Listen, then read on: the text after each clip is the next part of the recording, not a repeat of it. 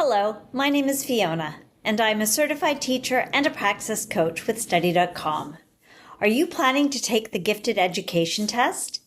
This is test number 5358. Praxis 5358 covers several subtopics. This problem set covers the subtopic of identification and assessment of gifted students. Let's review some of the types of questions you may encounter on the exam. Let's jump right in.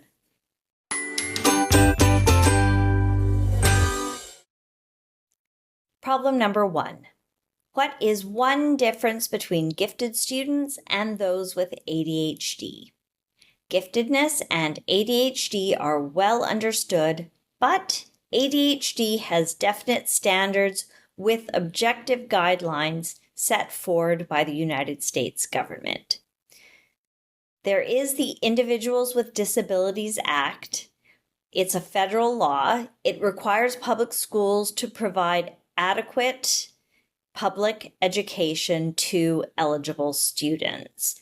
But these are not standards with objective guidelines. So we can eliminate this. Next, a student cannot both have ADHD and be gifted. On the contrary, up to 50% of students diagnosed with ADHD are also gifted. So we can eliminate that. Next we have, they both affect about 10% of the population.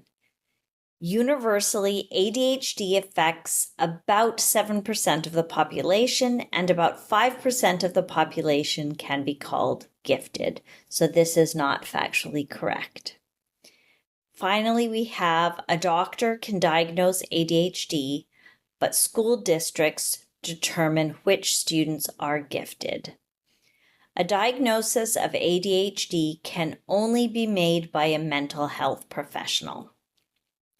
And while the diagnosis of gifted can be made by a specialist professional, such as a psychologist, this is not necessary, and it's usually done at the school or district level based on the intellect and ability of a student. So the correct answer is regarding the diagnosis. Problem number 2. Which of the following statements explains a component of the preparation required to conduct intentional informal observational assessments?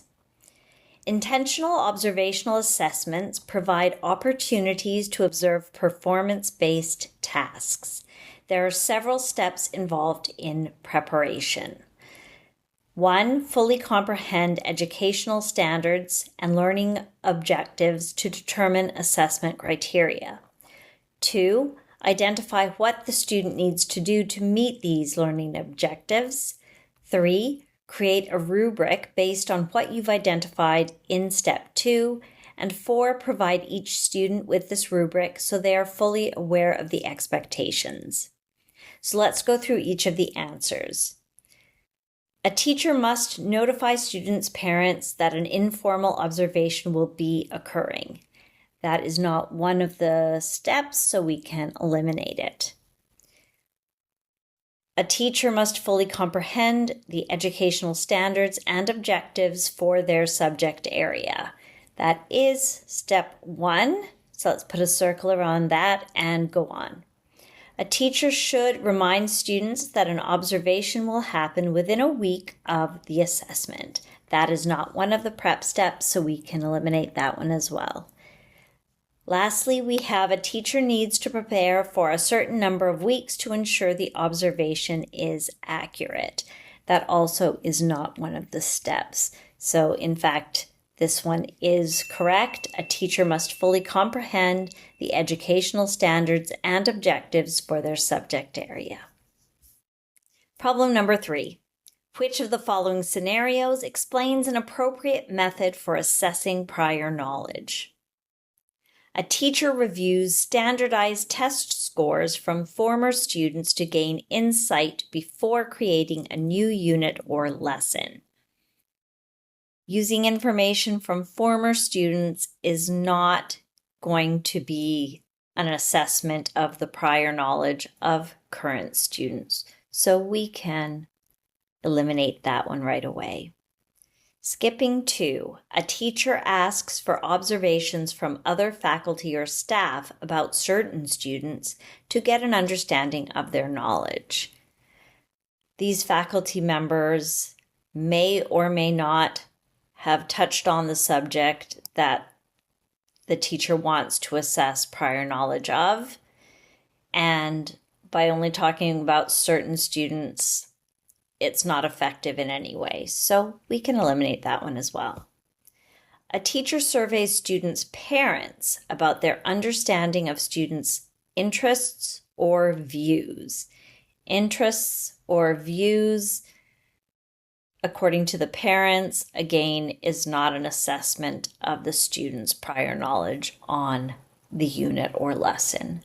So we can eliminate that. Now, looking here, a teacher discusses the topics in a class novel with students and allows them to ask questions before reading. Once this is completed, the teacher can base instruction and lessons regarding the text upon the student's input during this discussion. So this is indeed the correct answer.